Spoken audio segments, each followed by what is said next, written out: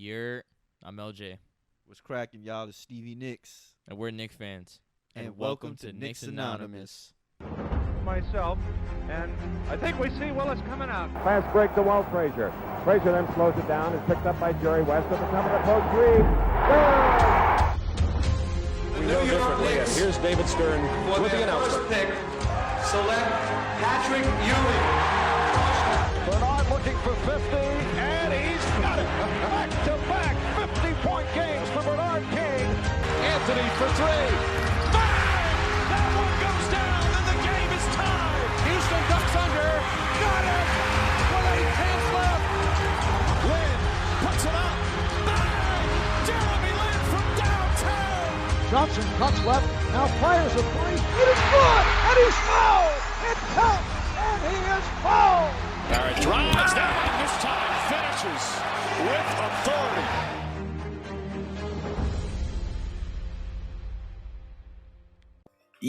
What is going on, New York City? Welcome back. Yes, back to another glorious episode of Knicks Anonymous, we back in the building. Knicks Anonymous episode 83. 83. Welcome back, everybody. Episode 83, man. Listen, we just keep on rolling. I really can't believe that we are actually still doing this for quite some time. Well, not to say I can't believe that we're doing it. It's more of just like a lot of people fall off around this time, even sooner than what we've done. So I think it's time. I think we give ourselves a nice round of applause, Stevie. We've been here for quite some time. We've been doing good consistently every Monday, dropping bangers for you guys. Shout out to the Knicks Anonymous family as usual. Or 4 thumbs up, because mine too. So shout out to the Knicks Anonymous family. Stevie, tell the kind people where they can find us. You can follow us on Instagram at Knicks Anonymous. Follow us on Twitter. Is it Anonymous Knicks still, or is it Knicks Anonymous with a Z? I forgot. Knicks Anonymous with a Z. I think it's permanently going to be that. The Anonymous Knicks got hacked, so we're Knicks Anonymous with a Z. That's KNICKZ Anonymous on Twitter. We're on TikTok as well. We're not as active on there. We're not that active on there, but sooner or later we'll be dropping some videos on there. You can also find us. You can also find us on our website, knicksanonymous.com. Yes, I keep forgetting we have a website. I keep forgetting about that. I'm sorry. Forget no longer, my man, because we are here and we are verified. We're actually in the process of being verified on Instagram. You know, the little blue check mark? We're actually in the process right now. We're in the development stages. So hopefully Knicks Anonymous gets verified in the next 30 days. That'll be pretty dope. That'd be sweet. That'd be pretty dope. You could also find us on Apple Podcasts, iHeartRadio, Amazon Music, Google Podcasts, Pandora, Spotify, and Breaker. Yes, sir. And as always, we love you guys, and we are the people's voice.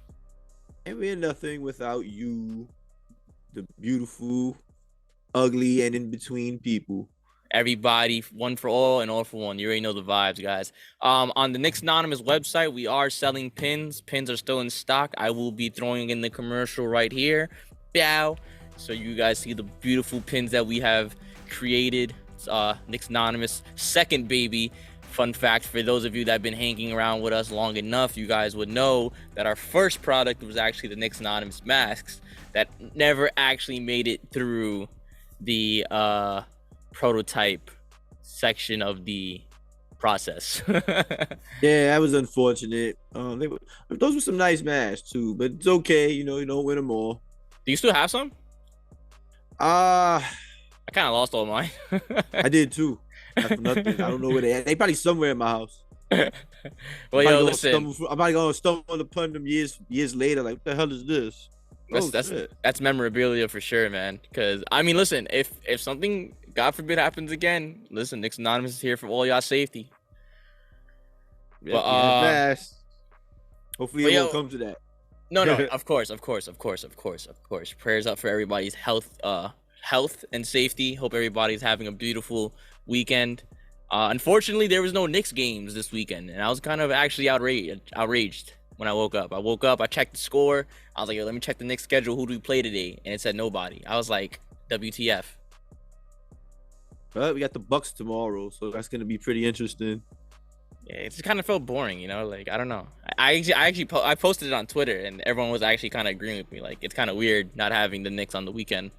Gotta have you some Knicks, man. Especially with the way they're playing now. I always want to see them play. Like, they are so exciting to really see play. But okay, speaking of excitement, let's get down into the dirt.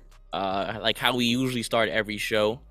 From now on, actually, because it's actually a new topic. We are gonna start off with none older than the Twitter talk. And first on that Twitter talk list is the All-Star voting. Now let me take this time to actually encourage every Knicks fan in the tri-state and non-tri-state area to go vote, because tell them, Stevie, why they need to vote. Y'all ain't show up, man. Y'all ain't show up. You know who showed up? Brooklyn showed up. Nick Claxton's in top 9 in the front court. Claxton. I'm so disappointed, man. Nick, I'm disappointed. But you know what's crazy though? Derrick Rose got a lot of votes. Which is, listen, you're not trolling, man. I love Derrick. That's what I'm saying, man. I love Derrick Rose. No lie. This is why they should take the vote away from the fans, or at least only give them but so much power, because of stuff like this. Like, come on, man. Like, and it's no disrespect to Derrick Rose. I love Derrick Rose, but he's not having an all-star season. Let's just keep it real. Yeah, y'all just trolling, man. Listen, they gave us the power, and it's exposing the truth about Knicks fans. It's exposing how negative and how unfaithful this fan base can be. Now, I'm not speaking. Now, again, listen, this is very general and vague. I'm not talking about. I voted. I don't know about y'all. I definitely voted as well. I voted. I put it on the story. I even did some controversial votes as far as the West Coast go. Oh no, yeah, you actually voted. A lot of Knicks fans just vote for the Knicks and then submit their entry. They don't even. I didn't even go to the West Side. I just voted and. I showed love to the NBA. I showed love to the NBA, not just to the Knicks. I mean, I voted for Jalen Brunson and Julius Randle, but as far as everybody else, I showed love, man. I gave it to who I thought deserved it. Except for Zion. He got it mostly for name recognition, because there's no disrespect to Zion. He's playing great when he's on the court, which is why he got it for name recognition, because he's barely there. For sure. I mean, he's one of those players that, like, they're very injury prone, but when he's there, he's there. Like, he's dropping 25. That's a guaranteed 25. No ifs, ands, or buts. You're getting 25. I talked a lot of trash about Zion, but listen, he's the real deal, man. When he's on the court, he's on the court. Like, he's not playing no games, taking no prisoners. He's out there bugging in New Orleans. And honestly, I'm actually quite happy for that team, man. Like another young up and coming team. Like us? Just like us. Exactly like us, actually. So we actually just wanted to get a little bit more in depth on this. Stevie, like, who you said Nick Claxton already. Who else on that list sticks out to you that really, because it's gonna be harder, so it's gonna be all right, easier. You know what? Yeah, go ahead, Stevie. Go ahead. My fault to cut you off. I just go ahead. What you was gonna ask, but yeah. As far as Jalen Brunson goes, yes, I could understand. It's a little difficult to put him in there because he's got to go in over guys like, listen to the names he has competition with. Kyrie Irving. Despite what's going on with him, he's still Kyrie Irving at the end of the day. He can still ball. That's a fact. I think he's overrated to an extent, but I never said he couldn't ball. Let's get that straight. He's still Kyrie Irving. That's a fact. Got to go in over Donovan Mitchell. I don't think that's going to happen. I voted for Donovan Mitchell, as a matter of fact, to start with Jalen Brunson. You know what I mean? Harden, Jaylen Brown. Trae Young, by the numbers, Trae Young is having a better season than he's having a better year than Jalen Brunson, but he's not as efficient as Jalen Brunson. So Jalen Brunson has that over him. So Jalen Brunson, in my opinion, because of that, should have more votes than Trae Young. That's true. So that's one guy. Yeah, that's one guy. That's heavy debatable, because it's not only about the numbers, it's about what you produce for your efficiency team. As well. Yeah, it's as far as everybody else I named, you already know they have the numbers off rip. Oh, of course. You already know off rip. You know, And they're I mean, all 'cause and they're all helping their team too. Like Donovan Mitchell is definitely helping the Cavs out. Jaylen Brown definitely helping the Cavs out. Kyrie the Irving, Celtics. I Celtics. mean the Celtics. Jaylen Sorry, Brown, Jaylen Brown, Jaylen Brown. Yeah, Celtics. Celtics. Yeah, I'm sorry. I was thinking about Donovan Mitchell. But Kyrie Irving helping out the Brooklyn Nets. You know, all these guys above. Not saying that Jalen Brunson isn't doing his thing with the Knicks, because we all know and see what he can do for the Knicks. We're just saying it's gonna be hard for him to get in over those guys. But I think he should have more votes than Trae Young based off the efficiency and for the fact that Trae Young is actually having a negative effect on the Hawks this year, whereas Jalen Brunson is positively affecting the Knicks. You know, especially with the off the court stuff going on over there. But I don't want to get into that. That's their business. Yeah, that's definitely that's undeniable, man. It's, You know what I he's mean? definitely And looking down the list, DeMar DeRozan, yeah, the Bulls are disappointing, but he's having a good ass year. So I'm gonna have a hard time putting Brunson in over him. LaMelo Ball, injury prone. I'm definitely taking Jalen Brunson over him. he's a hype beast. Tyrese Halliburton. That's a hype beast. That's a hype beast vote right there. No disrespect Yeah, to LaMelo. Yeah, I like LaMelo. Don't get it twisted. When LaMelo's in the game, he's one of the most exciting players in the league. You know, he's fun to watch. Don't get it twisted. But like, he hasn't been playing this year, so off rip, Brunson gets the nod over him for that. Halliburton, I would say that they're about even. As far as he's having the impact on the Pacers that Brunson is having on the Knicks. So, and he has the assists because I think He's averaging Halliburton is leading the league in 14. assists. He's averaging 14, bro. That's a lot. So yeah, you know what? I'm gonna have to say it. I'm gonna have to take Halliburton over Brunson just because of that. Yeah, he's that's Stockton numbers right there. You got to give it up, man. That's ridiculous. Derrick Rose, love Derrick Rose, but they trolling with that vote. Yeah, man. Darius Garland. I have to look. I can't lie. I didn't look up Darius Garland's numbers, but off the strength that he was an all-star last year, and the Cavs are kind of rolling right now, I would have to pick Garland over Brunson, just off the strength for that. That's agreeable. All right, here's where it's gonna get interesting. Is the front court for Julius Randle. Yeah. Here's where it's gonna get interesting. Let's just get the top dogs off the list. KD, Giannis, Joel Embiid, Jason Tatum. I have no problem having those guys over Julius Randle. Let's get that off. You know what I mean? Yes. You know how you want about those guys, but whatever. Facts are Now facts. is where it gets interesting. Jimmy Butler. I love Jimmy Butler, but I wrote down the number. I got some numbers for you. For this, I took down numbers. Miami Heat are behind us, aren't they? Record-wise, they are 21-19. Yes. By how many about seeds? a half a game. See, man, what WTF, man? Like, I Yes. can't see. I'm working on the cursing, everybody. I hope y'all see that. I did curse. I cursed earlier, so I got to put, bro. So far, there's $1.50 in the sweat jar, so it's $1.75 now. I'm keeping track. There you go. Then There you go. I forgot. I was cursed. I stopped myself. I completely forgot. So God bless Stevie, everybody. I got to. Matter of fact, let me write that down because I remember 175. All right. There you go. But all right, let's get back into it. My fault. Again, like you asked, first of all, we're a half game above them. That's a start. I don't know if that goes into play with All-Star voting. It should, Of course, This is my opinion. I think doesn't it? Isn't it? Doesn't team efficiency have to do with something? Not only I would hope so. I would think so, but I don't know how the NBA rolls these days. But let's get into the numbers though.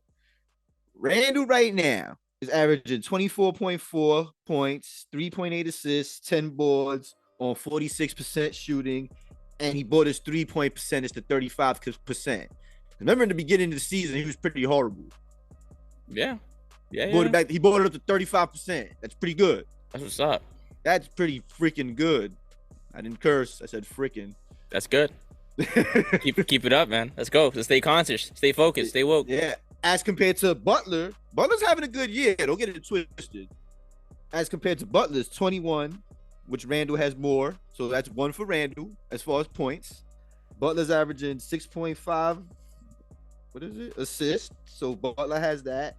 Randle obviously has the boards. Butler has the field goal percentage, but Randall has the threes. So off rip, Randall beats Butler. Randall beats Butler for sure. Hell yeah. All right, next up, Siakam. Oh, come Yeah. on, man. Come Oh. on, man. New York, do better, man. Oh my God, do better, New York. I can't front. Siakam may make it over Randall, even though we have a better record than the Raptors. Because Siakam's averaging 25, 6 assists, 8 boards. He's putting up numbers. Especially after what he did to us. But then again, we did it right back to him. So like, it's kind of like, kind of evens out. I could dig it. So by the numbers, you got to give it to Siakam. You have to. If we're speaking facts, because that's what we do here. You got to give it to Siakam. all right. Randall has it over Butler, but he doesn't have it over Siakam. Then there's Kyle Kuzma. Kyle Kuzma got more votes than Randall. Bro, Yeah. what? But he's having a good year. This is the Kyle Kuzma numbers. But all right, give me Kyle Kuzma's number because I don't want to sleep on Kuzma. Go ahead. Let me hear this. All right, let me see. All right, Randall has him over points. So that's 1 for Randall. Kuzma's averaging 21. Kuzma has Randall on assists, but by like 0.1. So do you want to count that? That don't count. All right, so we can count that as a draw. Yeah. Count that as a draw. Randall got the rebounds, obviously, so that's 2. They're even in field goal percentage, so that's 2 ties. So it's 2-1 Randall. 3-point percentage, Randall got it. So Randall's over Kuzma. And the Knicks are doing better than the Wizards. And the Knicks are doing better than the Wizards. The Wizards are 17-23. Exactly. So like, come on, what's really so what we're getting at right now is the representation. The representation is ass. Is ass a curse word? Is it? Let it slide. I'll take that L if it is because I'll let that slide. No. I'll let it slide. Because it's the severity of the situation here. New Yorkers, Yes. I'll let it slide. We need to wake up as a fan base. All right. This is showing. Y'all didn't show out, B. Come on, man. Nick Claxton, Brooklyn showed out. Dude, when I went to Brooklyn to watch us get blown out, and LJ was there too, you telling me that little bit of people put Nick Claxton in the... Come on, man. New York Knicks are supposed to be the entire New York area. Brooklyn, Bronx, Manhattan. Brooklyn is just Brooklyn. I'm not saying there's Brooklyn fans everywhere else, but New York is supposed to be the Mecca. We're supposed to be the best fan base in the world. And we're looking like a bunch of farts. Y'all sat at home. It wasn't that cold. Matter of fact, you didn't even have to go out to vote. You could have voted on your phone. I'm talking like this was an election. What are you talking about?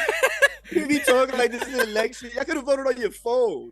And if you follow us on Knicks Anonymous, we He told y'all to vote. We post links every day. We've been pushing the agenda, man. We gotta focus up as a fan base. All right, we got to, because this pushes us forward into the show. Because I don't want to stay on this too long, but we gotta learn to really appreciate this team and what they're doing and what's happening in front of our eyes. We are literally evolving as a team. Are they perfect? No, in any way, shape, or form. Are they progressing? Yes. Getting there. They are progressing as a team.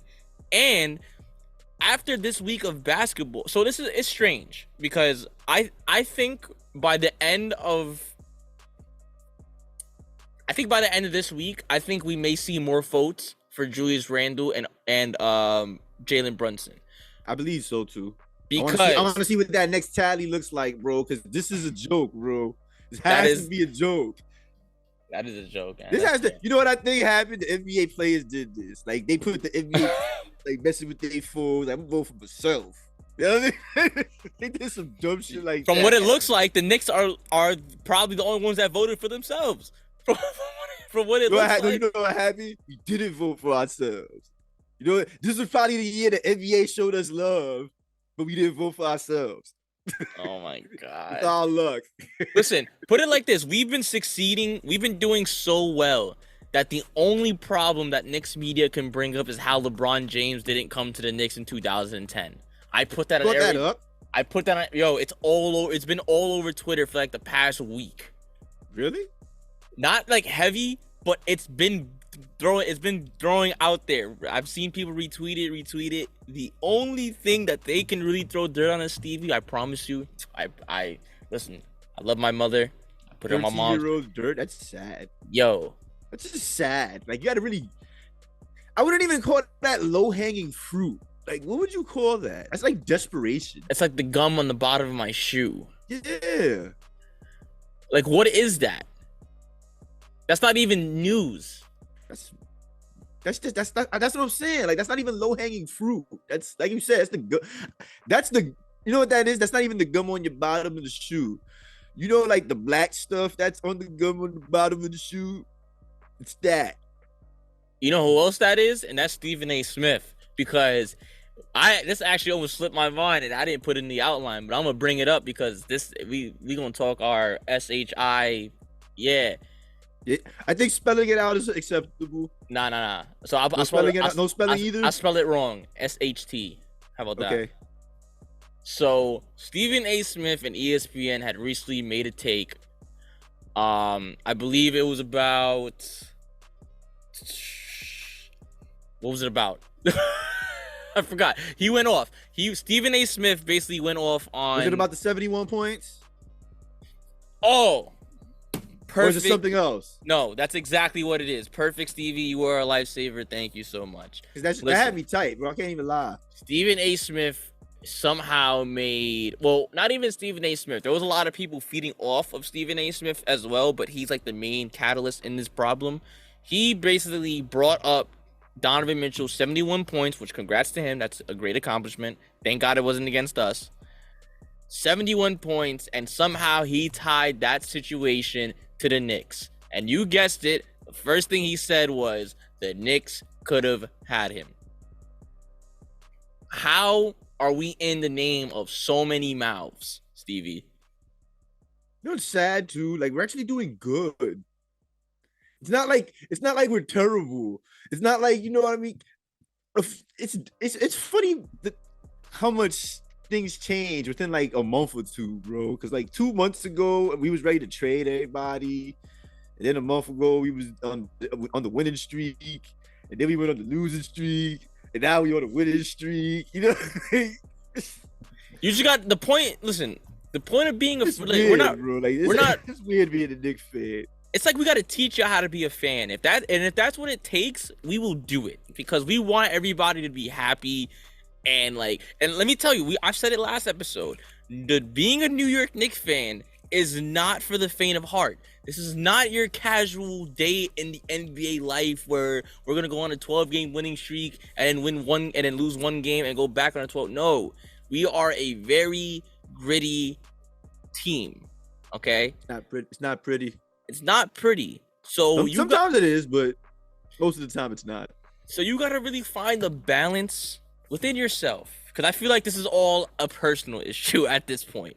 Because if you still hate on the Knicks with the progression that they're doing, there is something wrong with you, my friend. You gotta really look inside and really understand where this hatred is coming from. Because it's not the Knicks. It could be, there's no milk in the fridge and you wanted some cereal in the middle of the night. I felt that. All right, that's pain. That's serious pain, Stevie. Have you ever woke up? Water on that. Oh my God! Like in Friday, put some water on it. Have you ever actually done that? No. Oh my God, yo, drop in the comments. Who's done that? GG's, man. You wear black Air Forces if you put water in your cereal. But listen, okay, I'm gonna make this brief. Stephen A. Smith. I'm gonna look in the camera for this one. Stephen A. Smith. I know you hear me. Hear me clear. The Knick Nation does not want you. All right. You or what was the other guy's name? Oh my God, Max that's Kellerman. But Yeah. Max Kellerman doesn't talk much about us no more, so he's okay. Nah, I don't care. I don't want him to come back. That's I the don't want point. him to come back either, but I have no problems with him. All right, you know what, Kellerman? I'm not gonna pull a Stephen A. Smith and bring your name into this. Stephen A. Smith, my beef is with you, or our beef is with you. Listen, either you with us or against us, and you've made it perfectly clear time and time again you are against us. You are not with us. You are not a true fan. You are a bandwagon. You like when the Knicks win and not when they lose. All right, I'm not saying people like when we lose. There's a difference. It's I can't really explain it because it's just something you as a fan. I can explain it. It's easy. Go ahead. It's one thing to criticize and give feedback, but like there's ways to do it. You know what I mean? You don't have to be obnoxious about it. You don't have to be like You know what I mean? Like, you don't have to be so negative about it. Like, it's not the end of the world after like we lose a couple of games, because like, yo, we are a building team, which means there are going to be forks in the road. It's not going to be a straight line 100% of the time. It's not even a straight line for the best teams in the NBA right now, because that's how competitive it is now. The Boston Celtics are as good as they are. They still have problems with teams like the Magics, the Pistons, you know, these little Hell, they teams. barely beat us. You know, they didn't blow us out when we played them. We just couldn't. We just didn't have enough firepower. That's all. You know, That's so- crazy. We didn't have enough firepower, and we still hung with them. Think about that. And they don't talk about that. What they will talk about is how we lost 5 games straight with no help. That's what they'll talk about. You know how that goes, bro. You know what I mean? You won't hear, bro. The media is real quiet about us when we doing well, bro. Like, but I look at it this way. I mean, I know we're gonna talk about this week's games later, but I'm gonna bring one game up, tomorrow's game. But the Bucks, Mhm. we win that game, media can't stay quiet. Because we beat the champions. They're not the champions, but they're the champs from what, 2 years ago? All right, you know what? Fine. We'll call them the champs. Because if you won the title within the last 2 to 3 years, yeah, you're a champ. All right, yeah, we beat the champs. I'll take it. Because they have arguably one of the best players in the world on their team. So I say the best player. the best me player. personally. So there you go. Nick's anonymous. He is the best player in the NBA. So if we beat the best player in the NBA, I don't see any reason why we shouldn't be front news, headlines.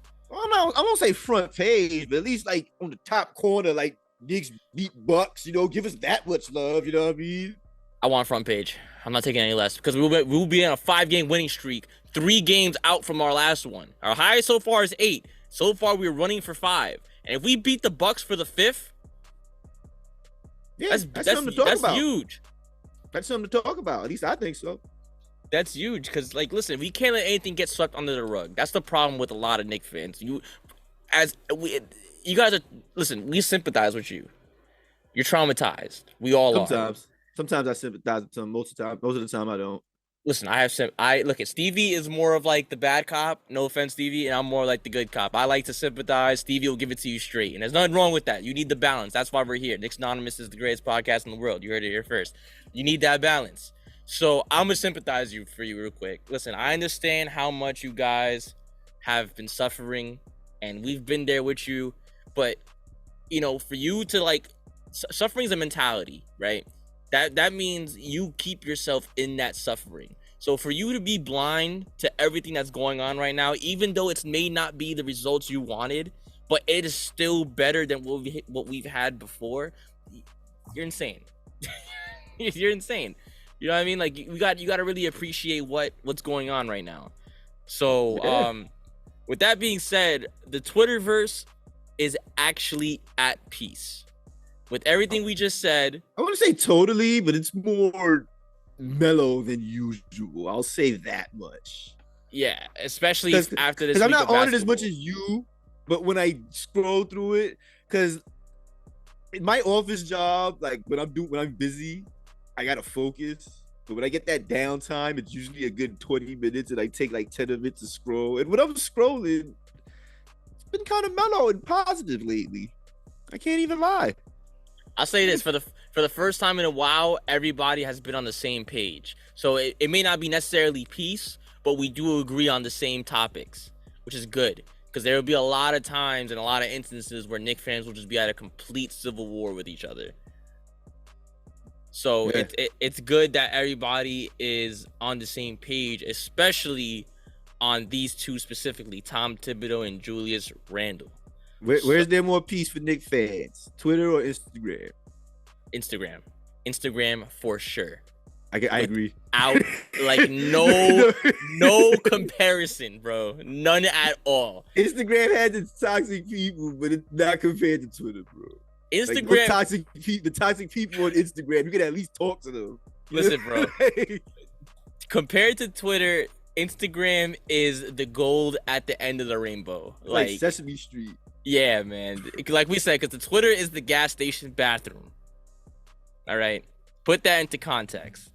So Yeah, nah, that's actually a pretty funny question that you asked. That's pretty funny. That's a good one. Listen, look at if you've never been on Nick's Twitter before, I'm and you, I just go look, and you go see for yourself. Yeah, so it's not what I expect. Ariel, I think Ariel lied. Shout out to Ariel at VSN Network, by the way, everybody there. Ariel lied. He said it was crazy. He said it was this crazy. Yeah.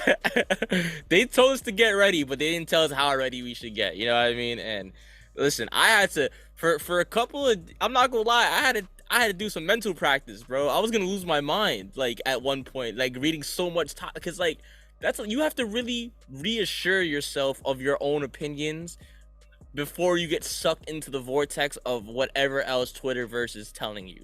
Because there have been times where I've been like persuaded in a way by the Twitter, and I had to really backtrack, like, wait a minute, this shit don't make sense. Ah, curse, damn it. There goes the coin. $2. $2. And I was, and it made me really backtrack, like, okay, this doesn't make any sense at all. And it's hard because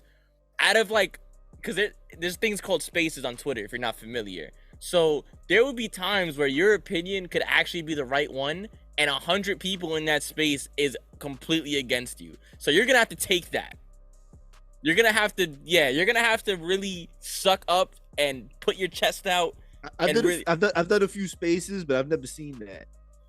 Yo, I've been in the fucking, dang it. 225. I've been in the trenches, Stevie. I've been at war before. It's not the greatest, but it must be done to get the point across. So you really gotta have firm beliefs in what you believe in. So to back off what we were just talking about, though, because we kind of got off track there for a second. Yeah. But we were talking about Tom Thibodeau and Julius Randle specifically, and how they're being appreciated. We're gonna start off with Tibbs first. So in the last 5 games, Tibbs is 4-1, which was a couple of them were this week. We beat the Rockets, Suns, Spurs, and that was it. We lost to Luka. That is correct. And then in his last 10 games, he's 5 of 5. 500. So, but because that's when we were on the losing streak. That is correct. But put these games into context for a second and really think about it. The 4 games that we lost were on some BS. And let me explain. The first game we lost, like you said, Luka Magic. We lost to some historical out-of-pocket experience. I genuinely believe if that was anybody on the court, that would have happened regardless. I'm gonna have to believe that. As a Knicks fan, So that we would lose make that game regardless. You think? I think we lose that game regardless, especially It's how meant to that be. It was God's will. it was God's will. After that, we lost to DeMar DeRozan's buzzer beater. That was BS. Yeah, that was BS. We should have won that game. And then after that, we lost to the Sixers in the 4th quarter. I do not. Wait. Let me think back to that game. We were in. That was Christmas. That was Christmas, correct? Remember, we were in control the whole game, and For the most part, yeah. the It was fourth quarter, up and down. For the most part, we were in control. Okay.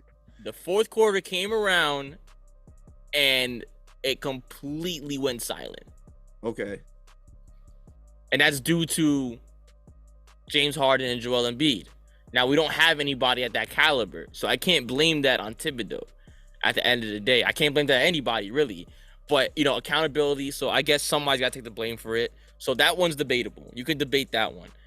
And then after that, we lost Siakam's 52-point game. So if You you know really... what's crazy about that game, though? Like, despite the fact Siakam pretty much showed that he's an A player, which is what we were lacking. Here's the thing about that game. What was missing from that game that was there the second time we played them? ATM. No. Wait. He didn't play that game too? Nope. We was missing everybody. We was missing And Quentin RJ Grimes. and Grimes. Yep, that was the big reason why we won. That's a big reason why we held him down that second time. I'm just saying. I'm just saying. Yeah, he didn't fully guard him, but like his rotation to double team and all that stuff had a lot to do with it.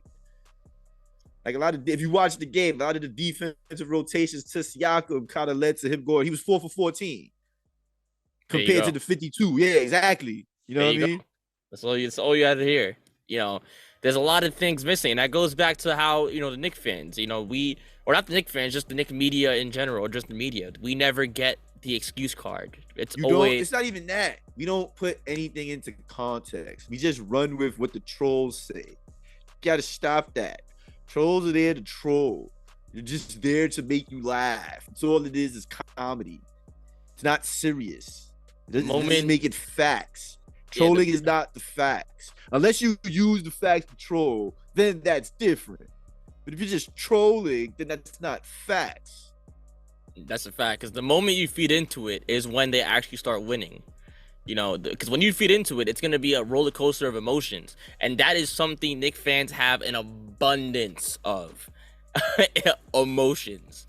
So if you let those emotions run wild, it's not going to be logical at all. And that is what's happening on Twitter. It's non-logical nonsense. And there's still RJ Barrett trade rumors.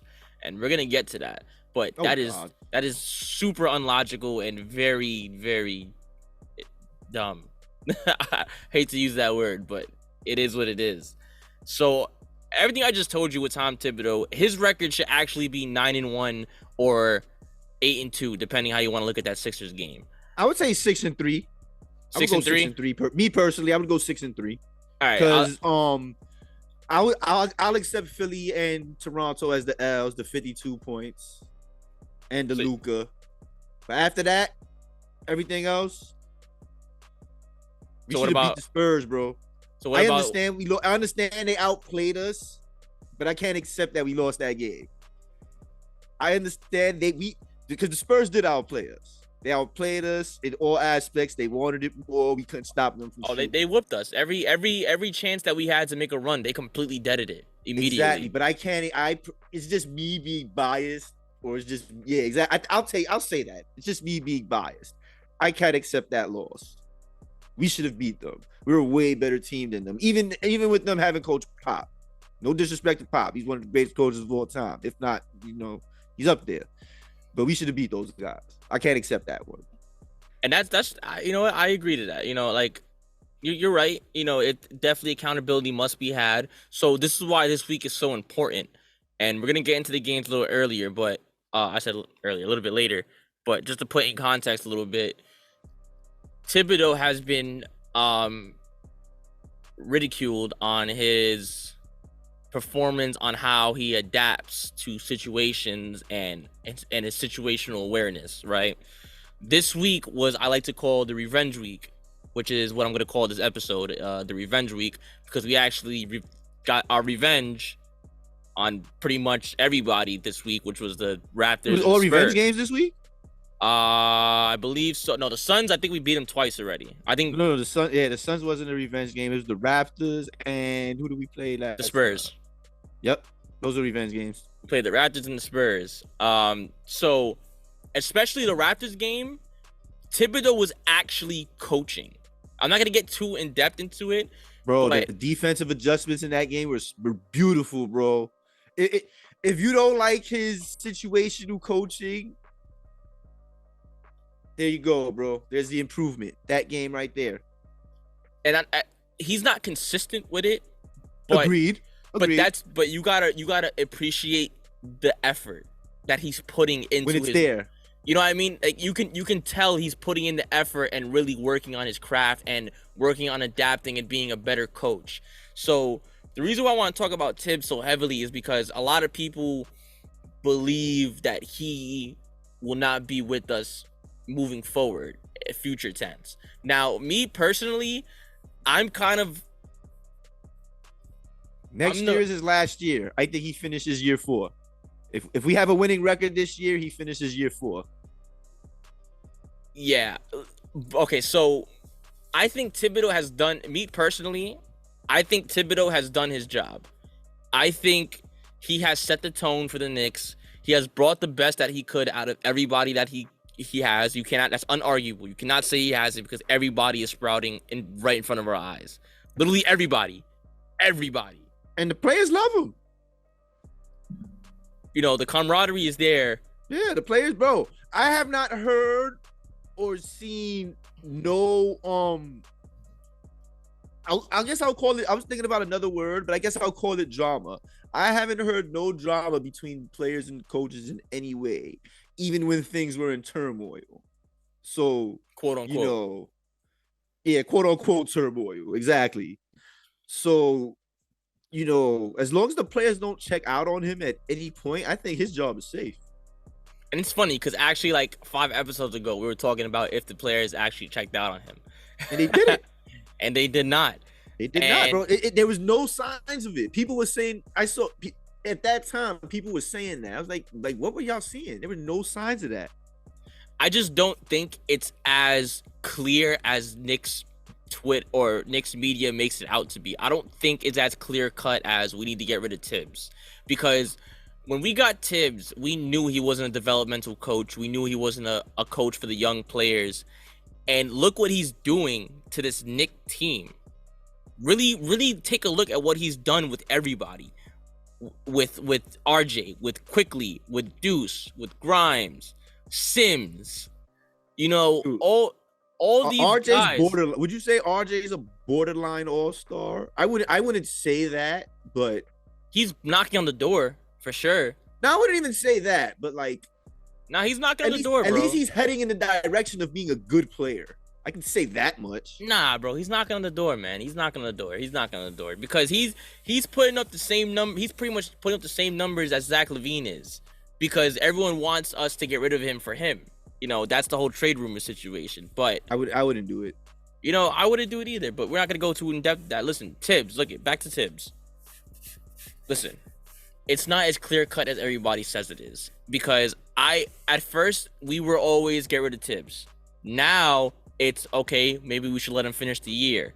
Now it's more so maybe we should let him finish the contract. Whatever he signed to, we let him finish, and possibly re-sign, because you can't look me in my face and tell me that, like, yes, he has situational problems. Yes, you know, there are issues, which is why I think he may not be our coach to take us to the championship. Maybe You never know, bro. that's You what I'm never saying. know. But this is what I'm saying, though. This is why it's important to really look at Tibbs right now and really take everything into consideration before we actually make a decision to get rid of him. It's not as clear cut as it seems, you know, as everybody makes it out to be. Because everybody's like, oh, we got to fire Tibbs, you know, this, that, third, 9-man rotation. Everybody's tired. But, dude, there's results. We're seeing results.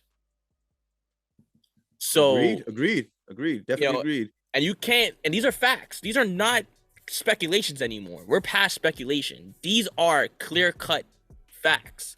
I mean, dude, we got a winning record. We weren't supposed to be here. Everybody had us below 500 at this point. I'm sorry. My bad. I think we're 3 or 4 games over. 500. 22 and 18. My bad. We're 22 and 18 right now. 4 games, right? Bro, 40 games in. Did y'all think we were going to be 22 and 18? Drop it down in the comments. At most, let's be honest, y'all. Being that most of y'all like to listen to the media a lot, at most, y'all would have probably had us at 14. Listen, Tibbs has helped with the defense. Tibbs has helped with the culture. His only issue is the offense, because we're still 24th in the league in offense efficiency and 25th in the league for three-point shooting. Now, the three-point shooting is not necessarily his fault due to the fact of the talent that he has around him. And that's also to take in consideration as well, is you got to really understand the talent that Tibbs has had. Tibbs, because everybody says that Tibbs had a bunch of guys that weren't good. So if that's the case, you're proving the point that he should stay even more. Because You're proving he's a good coach. Exactly. Yeah. If they're not good It was players, your own argument. if they're not good players and they are who they are now, dude, you know, you basically just said that he's a good coach. You know what's his best work? Mitch. what he's done with Mitch, bro, like he's not getting any credit for that, bro. Mitch isn't spectacular. He's not one of the top 5 centers in the league, bro, but he makes an impact. You can't say he's not an impact player. When he's on the court, you know he's there. You're not just going to the basket. You're not just snagging every rebound. Mitch is an impact player. Hell, he should, from what he's playing, if he keeps this up, he should be on one of those defensive teams, all defensive teams, first, second, or third. And we're 8th in rebounding. I'm not gonna say because solely of him, but he is the biggest reason. And Randall. He is the biggest reason why we're there. Him offensive, Randall overall, because Mitch has been killing the offensive boards. Second chance opportunities, man. That is a beautiful thing in the NBA. Every point matters, and the fact that we aren't good at really putting the ball in the basket, and we have Mitch to be able to give us second, third opportunities to put the ball in the basket, because we are a team that if you give us another chance, we're gonna take it, and we're gonna do the most with it. And who could we thank for that? Tibbs.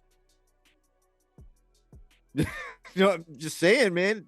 The results are there. The flaws are there, but so are the results, man. Y'all gotta weigh out the pros and the cons before y'all decide y'all want to get rid of somebody. Thank you. If you weigh out the pros and cons, I guarantee you the pros will outweigh the cons every time. And every remember, dude, time. Yep. And remember, dude, Tibbs is a guy who coaches well when we get A players. Some of our guys could potentially develop. Like I said, I still stick to the argument that the Knicks need an A player to take the next step. But as I said in like little Quentin Grimes appreciation post that I put on Instagram earlier, the possibility is still there that A player may be developing right in front of our eyes, and we just don't know it yet. It doesn't necessarily have to come in a trade. I mean, if a trade comes along, yeah, go for it. But at the same time, we gotta keep seeing how things go. Like Eddie says, Eddie's right at that extent. Shout out to my brother. Listen, Knicks fans, we gotta really understand what's going on right now. There's an evolution going on, evolution, whichever one you want to call it. Tibbs, I'm not saying he's that guy, but listen, results, a win is a win. All right, and right now we are winning under Thibodeau. The most winning we've done in years. Dude, since our last playoff berth, which was under who? Coach Tom Thibodeau. Who was what that year? The coach of the year? Coach of the year. Y'all want to fire this guy, bro, after one bad season? And when was the last time one of our coaches won Coach of the Year? Woody. And what did we do? We fired him. And then what happened after him? Disaster. Imagine that, bro. Come on, fans. Come on. Open the eyes. Y'all want to make the same mistakes. Come on. Man. Come on. See, that's why we started this podcast. So we can point stuff out like this that nobody points out. Thank you, Steve. You took the words right out of my mouth. But let's keep moving. Okay, look it. So next on the list is Julius Randle. I'm gonna just leave it at that. I'm not going to say. What can you say about that guy, bro? He's proven everybody wrong. Everybody that's hated on him needs to just be quiet, bro. At this point. And even if he has a bad stretch going forward, bro. Like next week, because you never know it, Randle. Next week he can have a bad stretch, and then our fans start hating on him again. Even if he has that bad stretch, bro, look what he's doing. Really? You gotta listen. Y'all gotta support your team, bro, through thick and thin, bro. He's putting up all-star numbers, bro. And guess what? Whether you like it or not, he's part of the reason we're winning. A big part. Like what do you look like when a guy takes you a quarter? Like let's say we're on a mountain, right?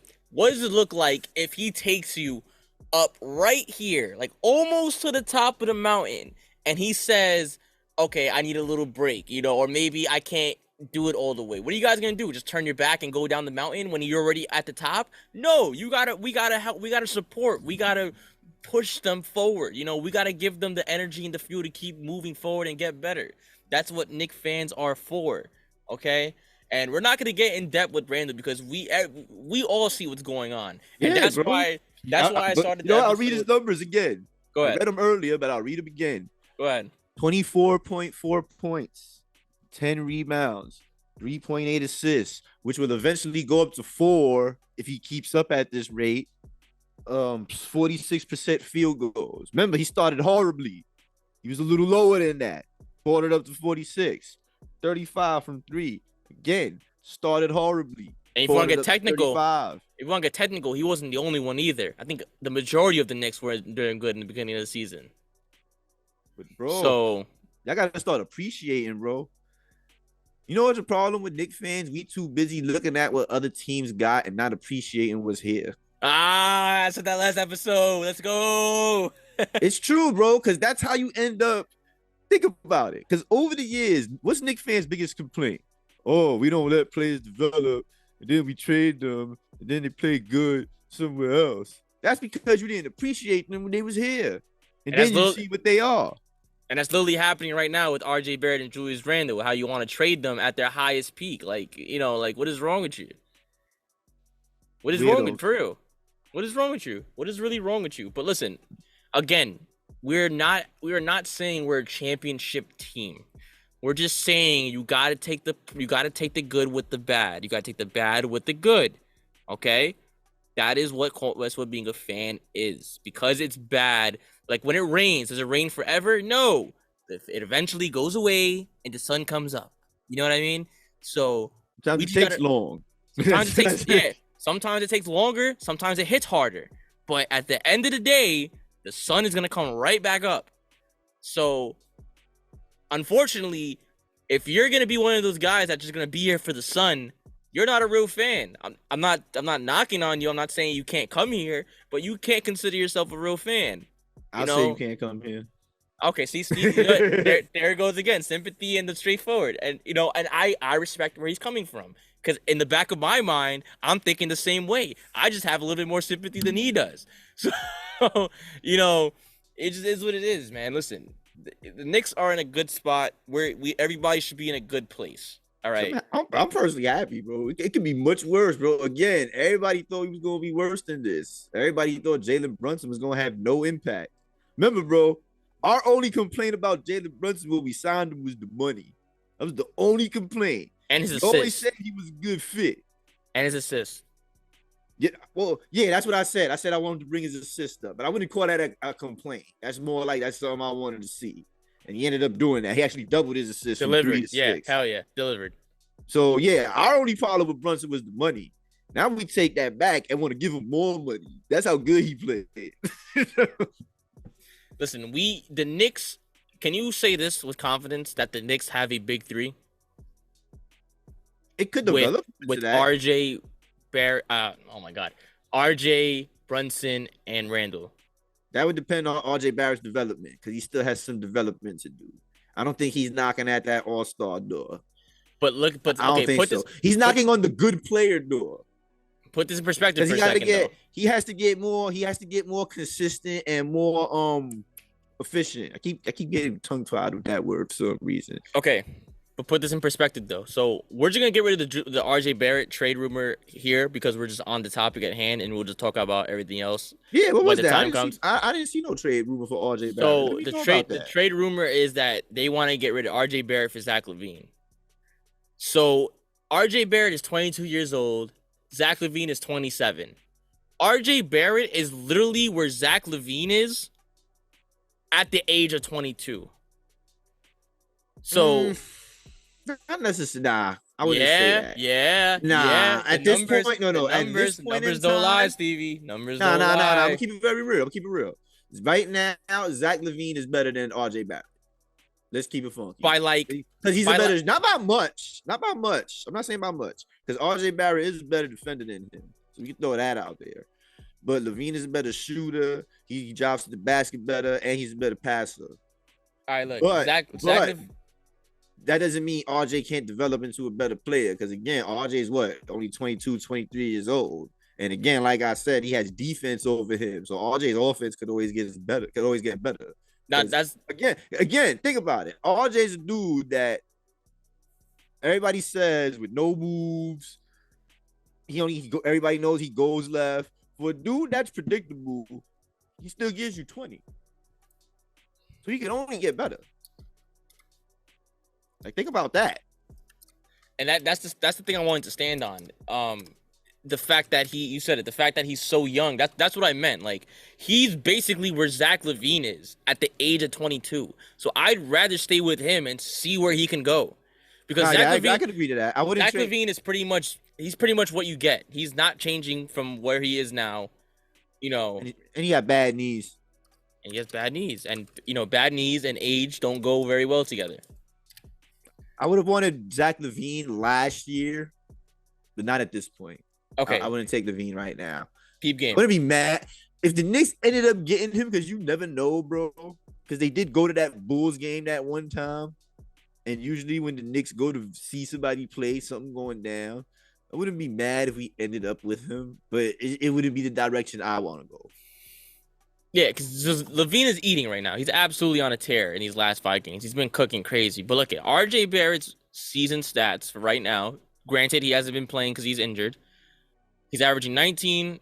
Oh, I'm around it. He's averaging 20 points, 5 rebounds, 3 assists, 43% from the field, and 34% from 3.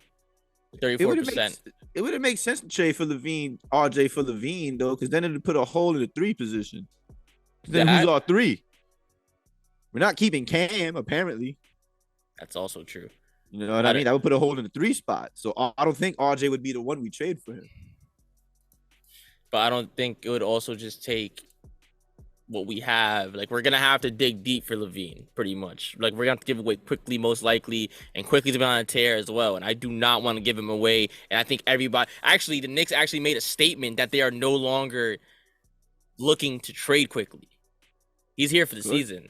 Good. So... Good. That's what I want to hear. Good, so, okay, look at Zach LaVine. He's averaged... So, look at... RJ's averaging 20. Zach LaVine's averaging 23. He's averaging 4 assists. RJ's averaging 3. He's averaging 40. Oh my God. Wow. He's averaging 47% from the field. RJ's averaging 43. He's averaging 40% from the 3-point line. And he's 33% from the free throw line. I'm trying to tell you. Wait, 33% from the free throw line. God damn. I mean, from the 3-point line. Sorry. Who, Barrett? Barrett, yeah. Yeah, bro, I'm telling you, LaVine is good. Don't sleep, man. LaVine is a real good player. I just don't think I would have traded Barrett for him. That's all I'm saying. Because Barrett still has development to go. But chill, we're gonna have controversy with your brother again because we're gonna bench Grimes. We're gonna bench Grimes. We're gonna quote unquote bench Grimes and leave him in the dungeon and let him rot forever and never let him see the daylight again. Get back in there, you loser. Nah. Okay, listen. Yeah. So, with that being said, I hope everybody has a good understanding of where we stand of how the Knicks are doing this season. And we just want to really reinforce this because I feel like we've been a broken record for the past like 3-4 weeks. But that's good because we want you to really understand the situation at hand. The Knicks are doing good. Not the greatest, good. Which is something that we could not say for a very long time. So the fact that the Knicks fans' problem is we have a greed problem. We want more. We always want more regardless. It's never enough. Yo, okay, so technical difficulties, everybody. My fault. On my end, sorry, y'all. Little internet connection situation, but it happens. Like we said, you gotta take the good with the bad. So here we are. Last thing we was talking about was that the Knicks fans were just have a greed issue. You know, not really in the present. Really, they're either in the past or in the future. Never really what's going on in the current moment. And currently, we're doing good. And I feel like it's being overlooked by so many unnecessary negatives because there are negatives, but I don't think they have enough power to outweigh the positives. So moving forward, because we've been on this topic for quite some time, we are now going to get into not a segment, but I just called it this GM with Stevie because Stevie loves to play that GM. and he's way better at it than I am because I'm not really trade savvy. But I did try it on my own. But Stevie has a couple of his own that he's gonna just talk about. So Stevie, the floor is yours.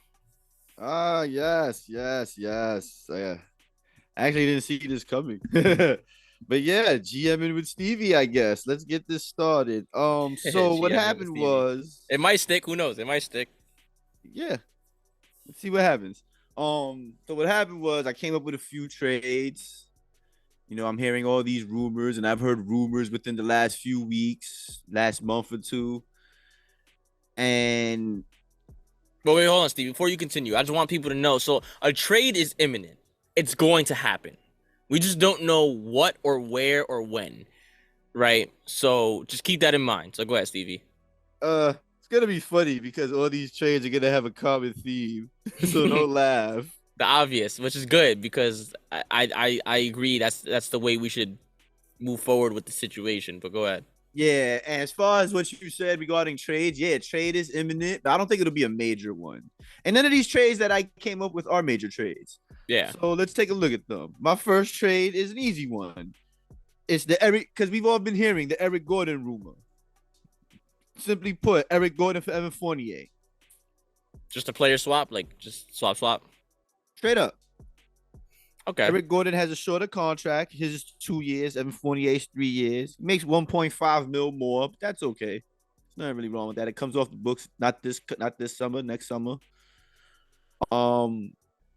And he's actually, I'm about to check his stats right now. Sorry, it's funny because should have came prepared. No, Sorry, you good, bro. Because it's funny because Evan Fournier has actually been doing very well lately, and he's actually gained a little bit of a following to the point where people are actually arguing that they would actually like him to stay if he could keep this productivity up. My opinion, I still think we could get somebody better doing what he does. Eric Gordon. At least I think so. Eric Gordon shooting 41%, 36% from three. He's actually starting for the Houston Rockets. Believe it or not. Because they're an AAU team at the end of the day. They're not really a real NBA team. Yeah, but with Eric, so they're an AAU team and Eric Gordon. Pretty much.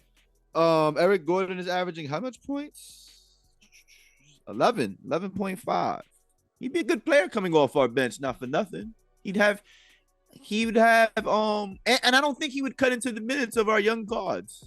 You know what I mean? I think he would be good situationally. So would you say he's more of like a safe option? That's more of like a safe trade? I would say so. You know what I mean? Because it helps with the flexibility. You know what I mean? It doesn't help for this summer, but for the following summer, it's not a long contract. And again, he's definitely a better player than Evan Fournier. In what degree? Like in what ways? Better shot creator.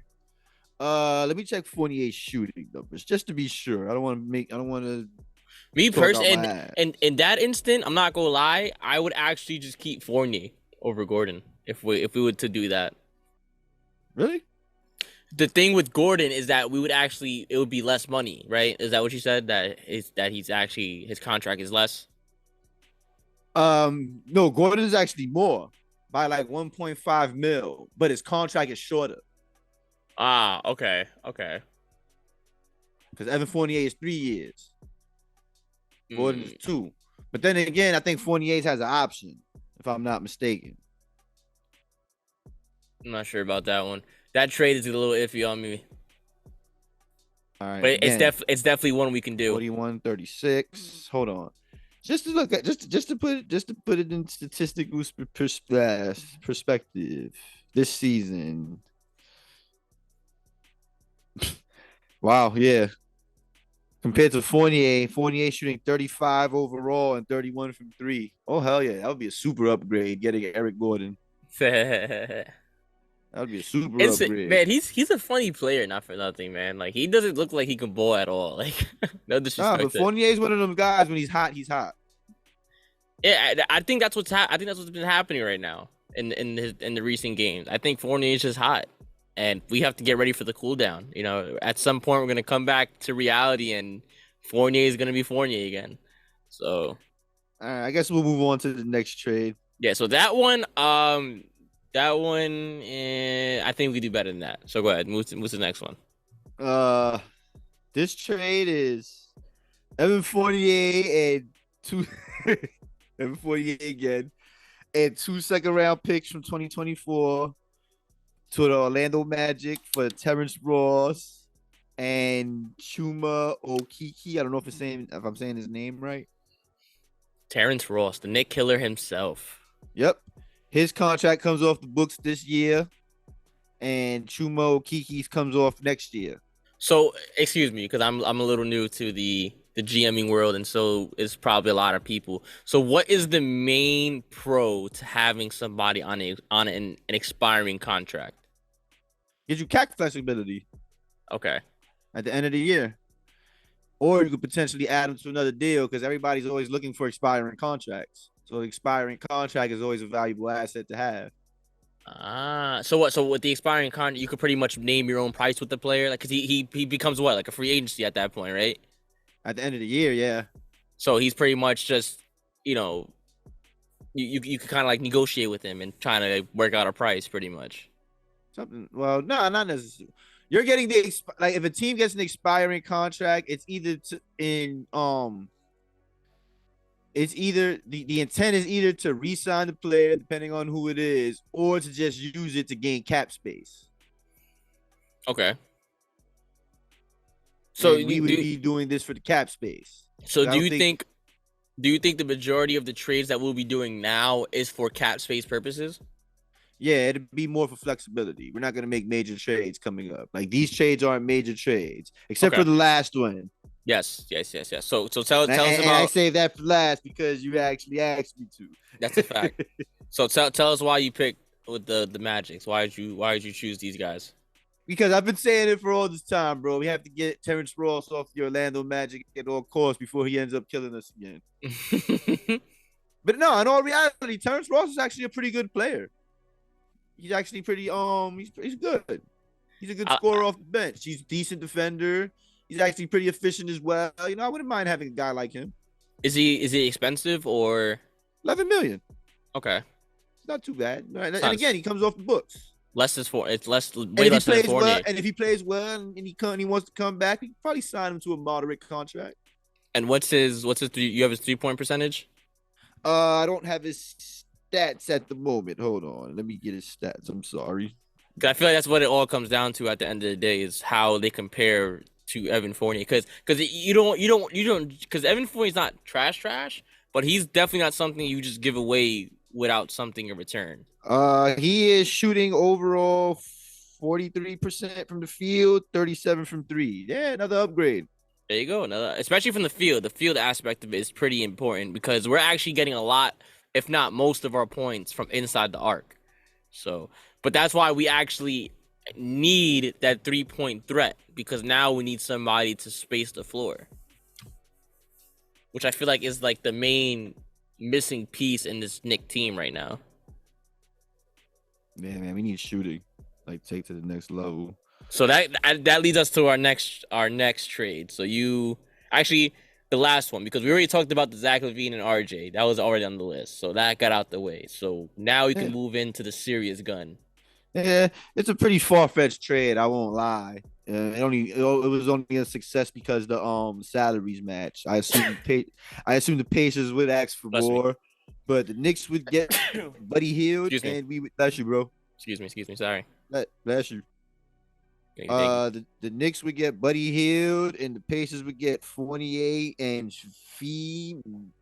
The guy on our bench. I don't know how to say his name. SVIMYK Fee whatever.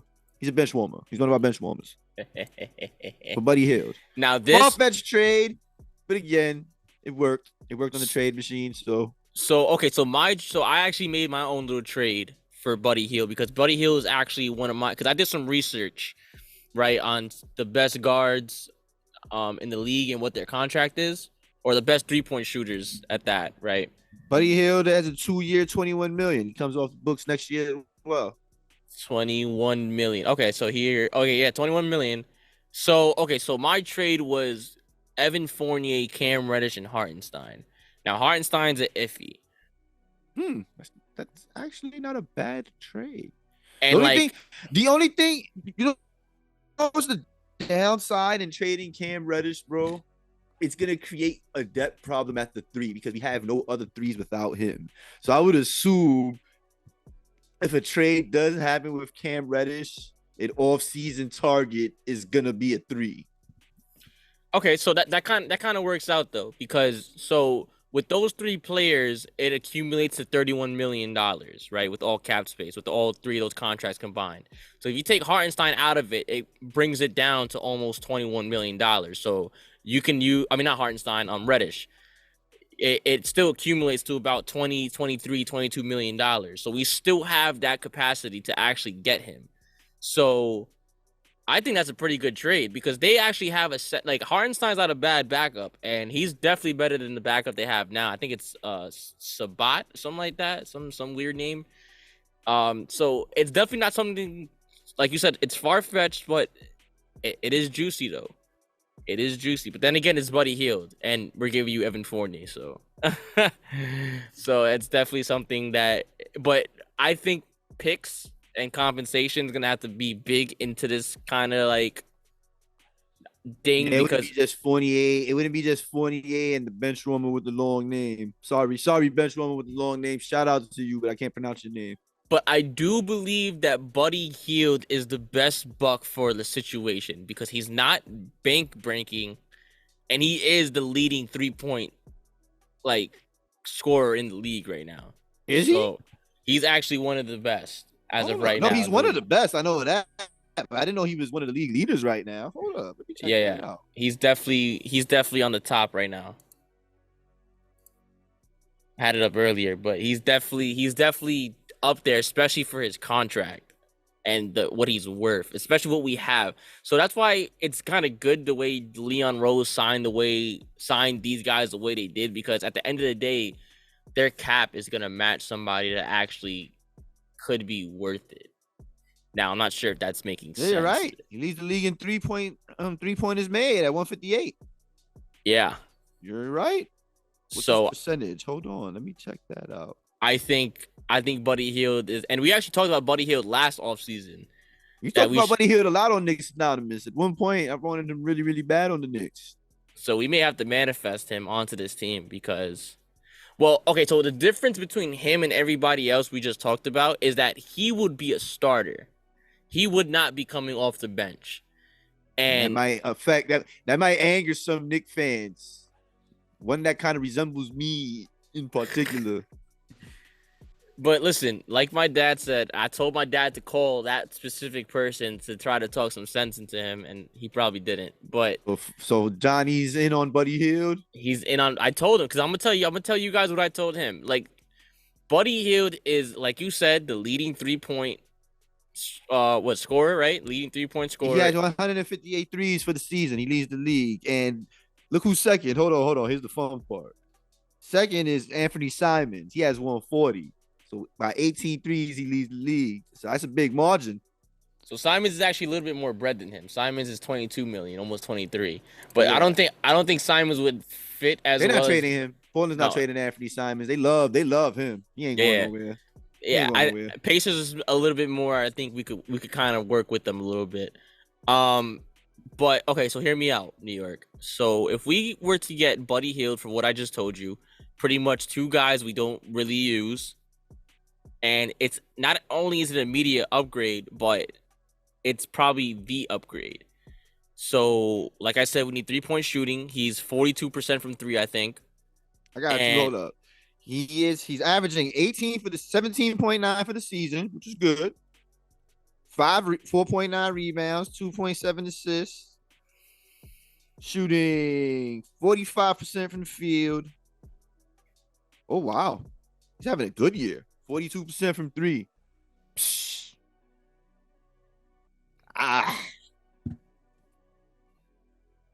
I've said it many times. I've always liked Buddy Hield.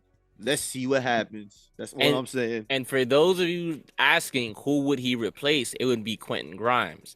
Now, a lot of you would argue that Quentin Grimes is the reason why we're here in the situation that we are with all the winning that we're doing. And you would be correct and wrong at the same time. He is definitely part of the Big formula. He's definitely a part of the formula. And Huge part. which is good, but we're not getting rid of him. We're just moving his role to the bench. Now think about this, because you want a team that has depth is going to be dangerous. So now think about it real quick. The starting five would be Jalen Brunson, Buddy Hield, RJ Barrett, Julius Randle, and Mitchell Robinson. Off the bench would be Emmanuel Quickly, Deuce McBride, Quentin Grimes, Obi Toppin, and I'm gonna remove Hartenstein from the equation and put Jericho Sims in there. That's a solid 10. It's a solid 10. That's all I'm saying. That is a solid team. And it's no disrespect to Grimes, and it's just the way it is. Like, if we want results now, if that's what we want, without actually losing anything big, that's the way to do it. Bring them down, and being brought to the bench doesn't necessarily mean you're gonna get but obviously you're gonna get less minutes, but it's different in the way Tibbs runs his offense. You know what I mean? Like, there'll be times where you'll be subbed in and you'll finish quarters, judging by how you actually perform. You know what I mean? If you're doing good and you're hot, he'll leave you in for an extra 2-3 minutes and then take you out. So it's not really that big of a deal in terms of rotation. Now, it is scary to think about, because at the same time, Tibbs is still working on his rotation. So this is why I think Tibbs may not be with us moving forward, because that's a 10-man rotation and we're 9. So we would have to. I think he would make that 1-man adjustment. He would have. I would hope he does. I think he would. But then again, that's the problem here. We don't know what he's gonna do. So, but overall, though, if that works out the way it's supposed to, I think we jump to a 4C team. Possible. Buddy Hield, bro, shooting 45 overall, 42 from 3. Good. Exactly what we need, because we're constantly getting zoned. And I'm sure Buddy Hield would love to get zoned. So, listen, and all we gave away, like I said, is literally somebody we don't even use. That'd be a steal. But it's far-fetched, bro. It is far-fetched. Unfortunately. My deal is far-fetched. Your deal is more doable. With who? With Hartenstein or Reddish? It was 48 Cam and iHeart. Yes. And some picks, I assume. Yes. That's more doable. Yeah. That's looking real nice. We don't get rid of anything that we're actually using, and because right now, when it comes to trading, we want to build, not take apart. Because what we have is working. Now we just need to keep building the blocks. So now it's crucial right now for the front office, because these are very important trades, which is why I think they're taking so long to actually think of something, which is good, because this could either make us or break us, really, because we really have to really understand what we need. And what we need right now, I think everybody could agree. Everybody said it on the poll on Instagram. We need a shooting guard. We need a solid 2 guard that is shooting threes. So I honestly think we need a 3. You need a 3, really? You think so? I think so. RJ is good at 3. Because we're trying to move a 3, and I would only assume we would be gunning for one. Because I don't mean a starting 3. I'm talking about a 3 in general. Because who's gonna back up RJ when Cam eventually gets traded, or if he eventually gets traded? So who's filling for him now? It's Quickly, right? Well, right now RJ's out. So no, so usually when RJ comes out, who comes in? It's Grimes, right? Yeah. Well, Grimes starts. No. Yeah, who's been coming in? That's a good question. Wow. I'm confused. Because I am stumped. Okay, so the starting 5. There you go. That's why we need a 3. Point made. Let's see. Hold on. Let's see. The Knicks roster. Because now it's like a Twilight series.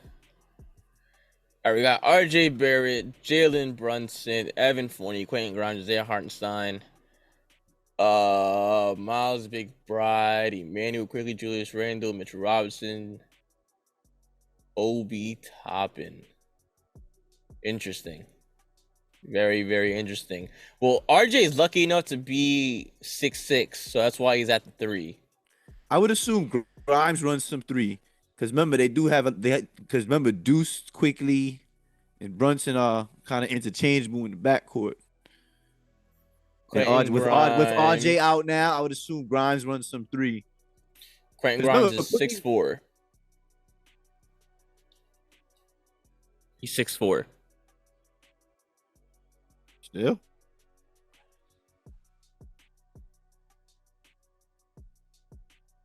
But yeah, we would need a three, so another move would have to be made. Yeah. It So doesn't have to be a starting three. a 3 or a 2, a 3 or a 2. I would say a backup three. Either one, they need to be a 3-point shooter. Yeah, exactly. I would say a backup three more than a two. I would go for the backup three because we got enough guards. We're good at guard. Yeah, we're definitely good at guard. Even if the heel trade is made, we're good at guard. We would need a backup three. See, the thing with Healed is that we're just getting rid of what we don't use to gain something back. So it's weird. Maybe Healed, because how tall is Healed? But again, that's far fetched. He was like 6'7", 6'8", around that area. So you think he could possibly intertwine between the small forward and the guard? He's not that good at defense, honestly speaking. Hold on, let me see.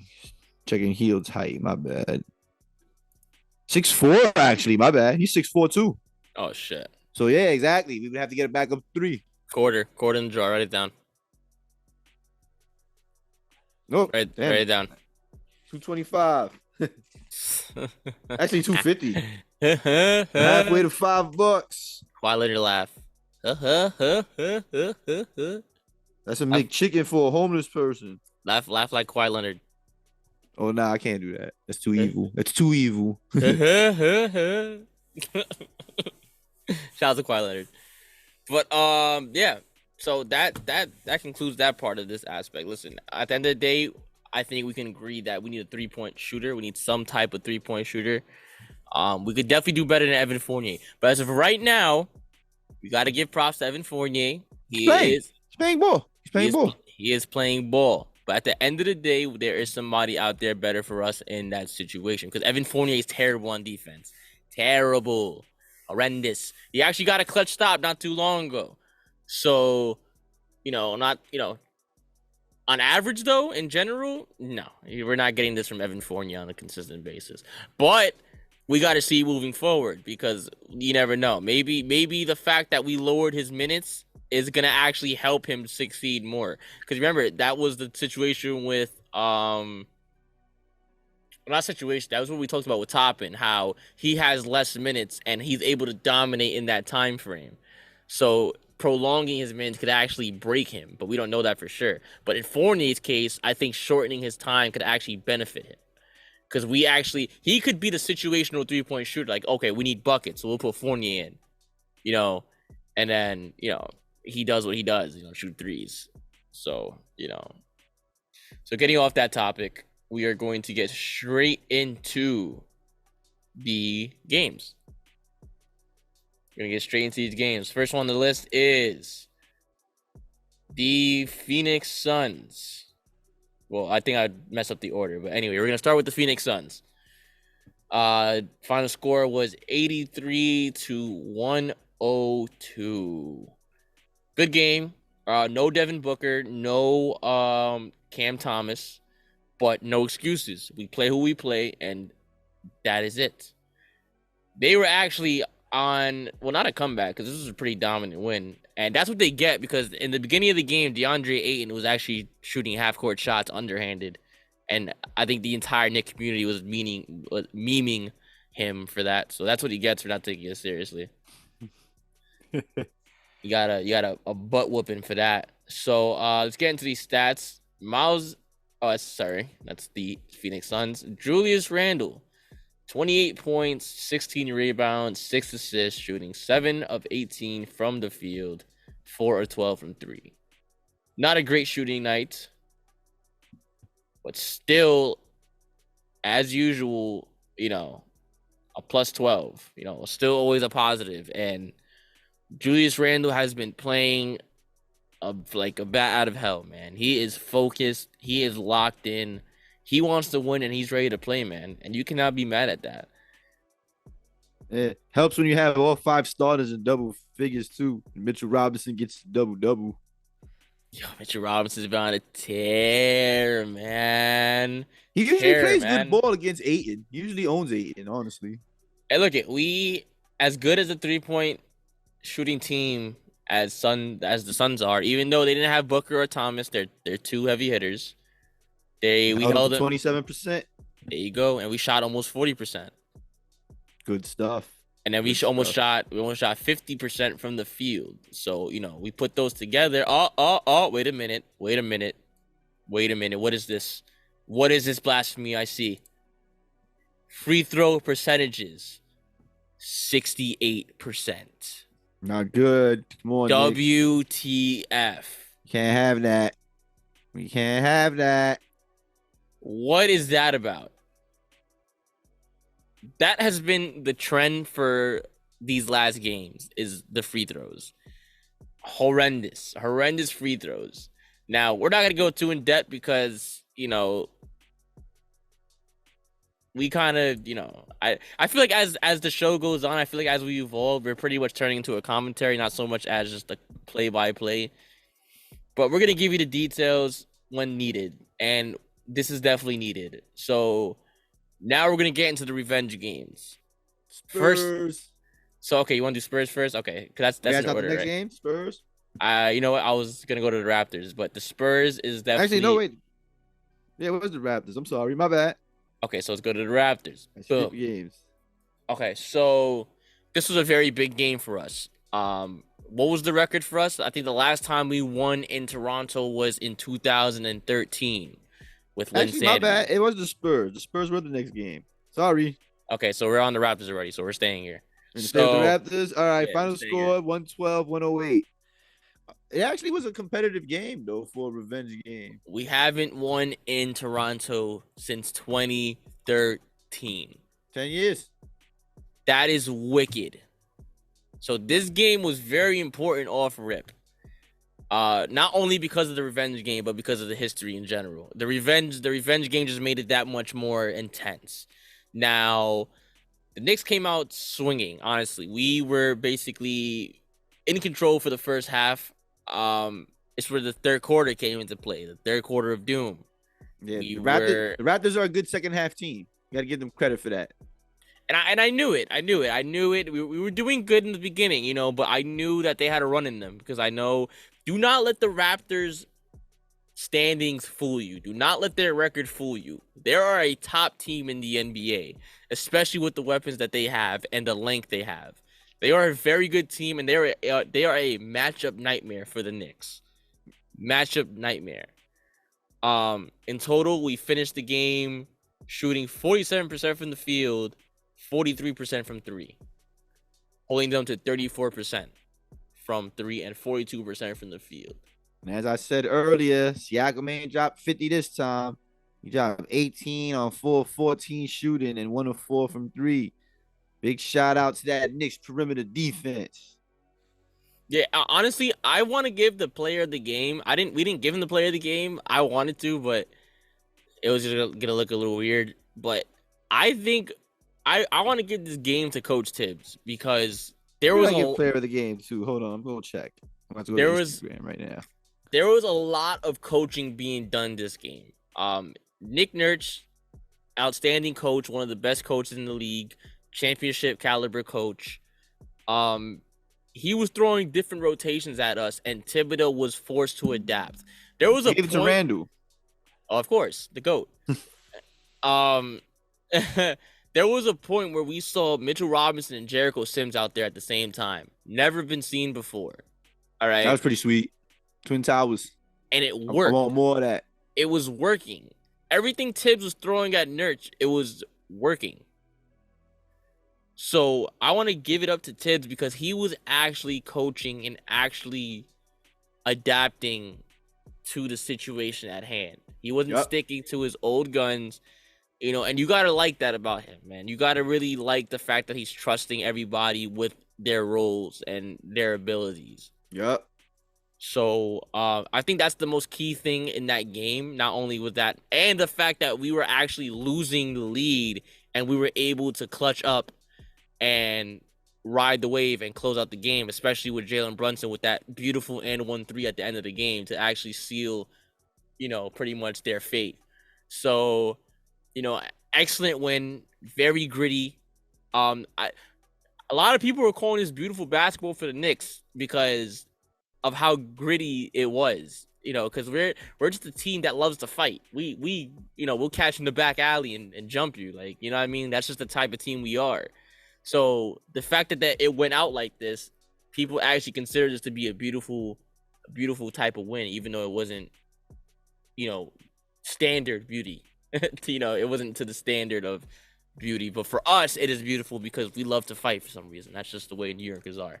We're a very aggressive breed, which is okay, which is quite all right. And you said the player of the game went to Julius Randle, and I'm going to tell you why. He had 32 points, 11 rebounds, 10 of 22 from the field, and 6-11 from three. Listen, y'all got to really take into account not what exactly Julius Randle's putting up on the board, but how he's doing it. He is doing baseline fadeaways like he was rest in peace Kobe Bryant.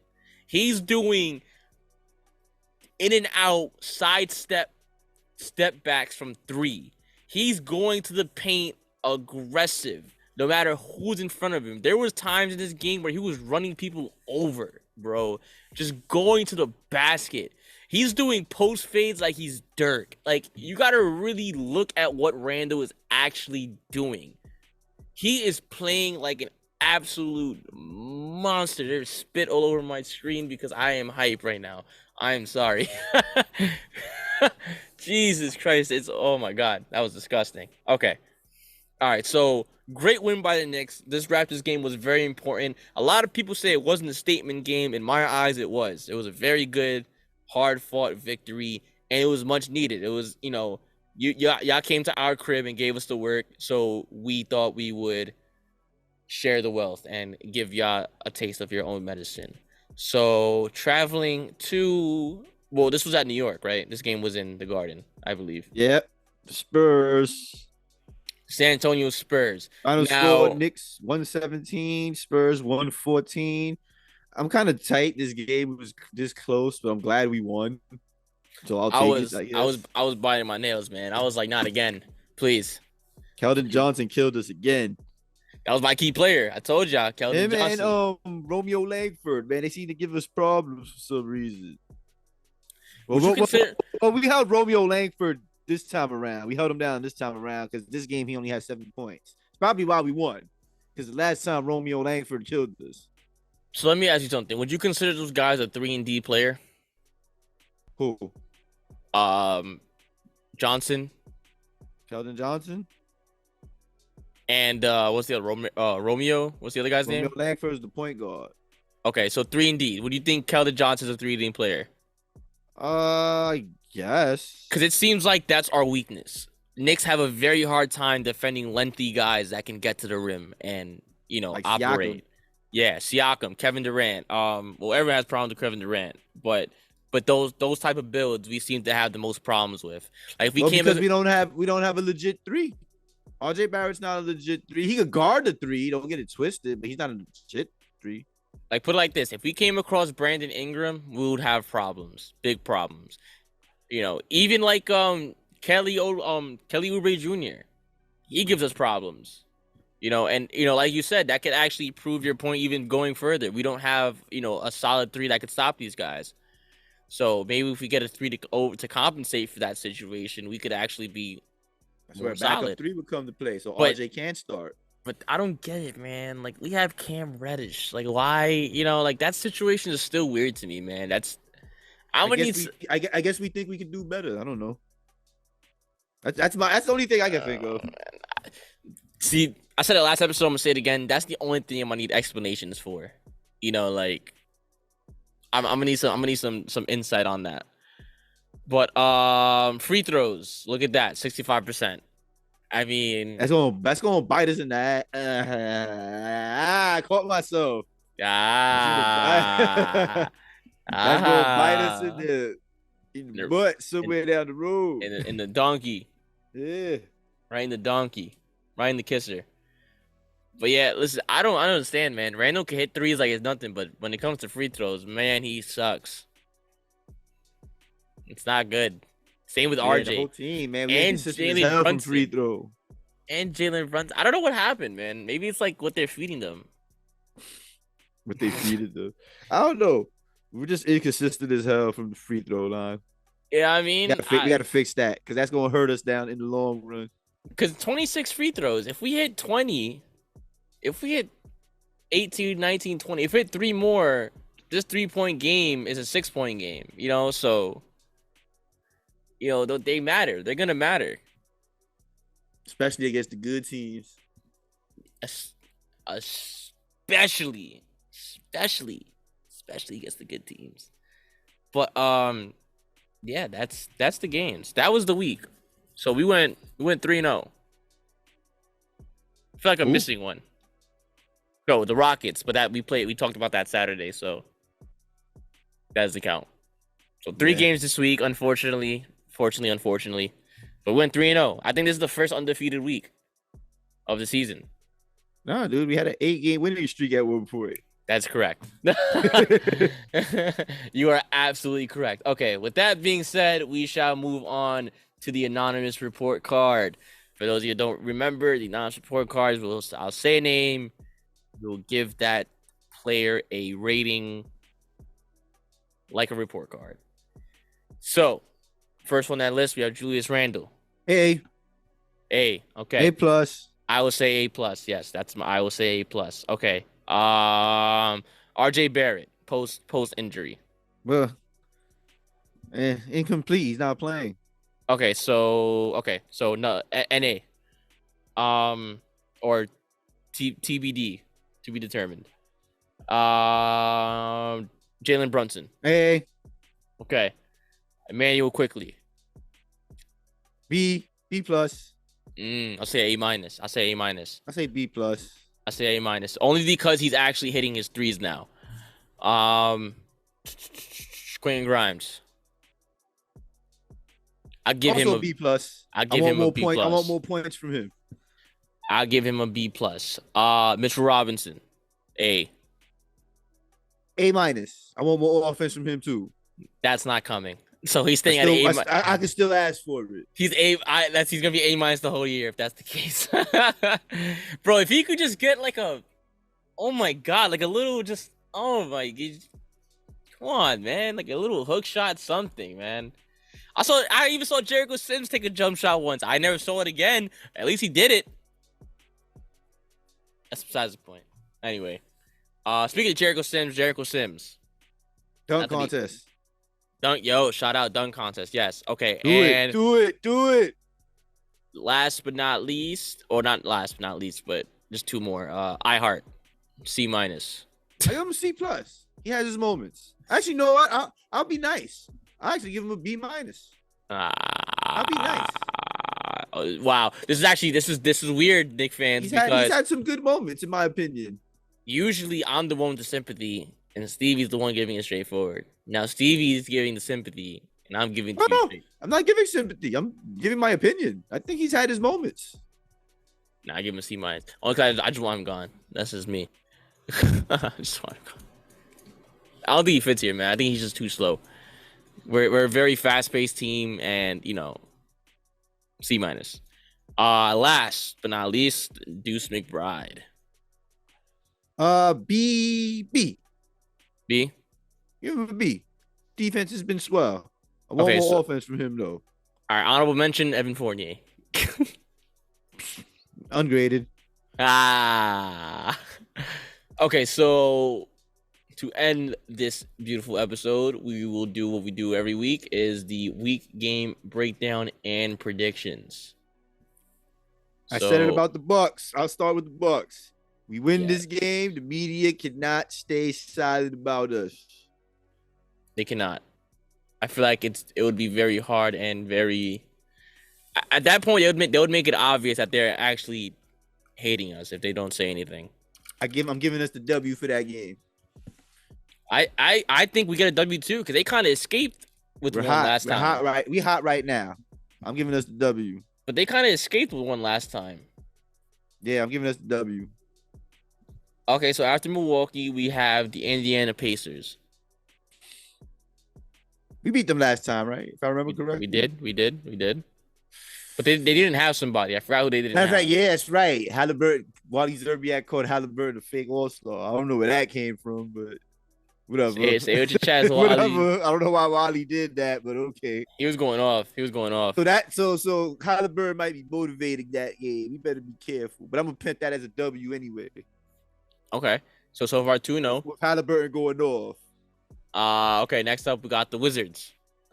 I'll take that as a W. So yeah, I as well. So 3-0. Detroit Pistons. That could be a trap game. That could be dangerous. I'm gonna leave that one unpicked. Well, actually, okay, no, this one may be a trap game because after Detroit, we have Toronto again. We got 5 games this week. Oh no, sorry, Toronto is next week Monday. So no, Yeah. so it's I was about to say, Jesus Christ, dude, they're trying to kill us. So it's Milwaukee, Pacers, Wizards, Detroit. I think we go 4-0. Wow, possibilities there. At worst, 3-1. 3-1 because of Milwaukee. But who wanna me wake up and say me want to go to Milwaukee? Milwaukee is so good. Milwaukee's not See good. what happens. Middleton's still out, right? I believe so. What happened to that? Did the leg fall off or something? Like, I forgot. I forgot, honestly. damn. That's the problem. I'll tell you right now. Nah, it's irrelevant, bro. It's okay. It's Nah, it's real quick. I can just check the score. I'm on the score anyway. Okay. So yeah, I think this? listen, this is the best thing about the Knicks right now, man. We can actually argue that we're gonna be on another 8-game winning streak. No, 9. No. Yeah, 8-game winning streak. If we win these 4 games, we'll be on another 8-game winning streak. Shout out to Spreewell. Shout out to my Spreewell jersey. But dude, if we win 8 in a row again, we would be 9, 10, 11, 12. We will be 12 games over 500. Knee injury. We would be what, like ACL or just says knee. It's not specific. that shit blew up or something? He's been out for like forever. I don't know. Okay. So We would be on a 12-game streak if we win these games, you said? we'll be 12 games over 500 if I'm doing 12 games that. over 500. Oh, okay. Because we're 4 games over 500 right now, right? So another 8-game streak. Yeah, I hear you. You know what I mean? So, well, no. Because right now we're 4 games over 400. So that means 8. That will be 8 games over 500. It's still good. I'll take it. It's great. It's excellent, man. That's nothing to complain about at all. Like, really, that's a lot of comfort. Because again, the standings are still like from four down. They're 1 game, 2 game, 3 games out. You know, it's just they gotta lose. You know, and if we keep winning, that means we'll just keep our spot. But if they mess up above us, we're on that ass. Put another quarter in there. Damn it. God damn it. We're going to McDonald's tomorrow, boy. Let's go. 275. How much? 275. Oh my god, we almost went up a whole $2 this episode. Guess that means it's time to wrap it up. I guess so, man. So, yo, shout out to the Knicks Anonymous family as usual. This was actually a pretty long freaking episode, not for nothing. But very educational, I think, in my opinion, and a lot of good things. A lot of numbers were thrown around. A lot of good things to take from this episode, and I hope you guys have a beautiful Monday or whenever you're listening to this. Same as morning, afternoon, or night, whenever you're listening to this. I hope you're having a great day, night. Follow us on Instagram, Knicks Anonymous. Follow us on Twitter, Knicks Anonymous with a Z. KNICKZ Anonymous. Niggs Anonymous. So listen, yeah, man, Knicks are in a good spot. We're in a great space, you know, and we just want to share that with you guys, and we want to make sure you're also in a great space and enjoying New York basketball to its fullest because, we're playing Smash Mouth, good old 90s basketball, like, like the good old days, like everybody wants. So you got what y'all wanted. So y'all should be happy about it. I'm LJ. Stevie in the building. As always, we are here on Sundays, dropping to you on Monday.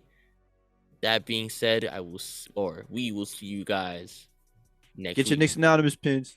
It's Knicks Anonymous pins. Let's go Knicks.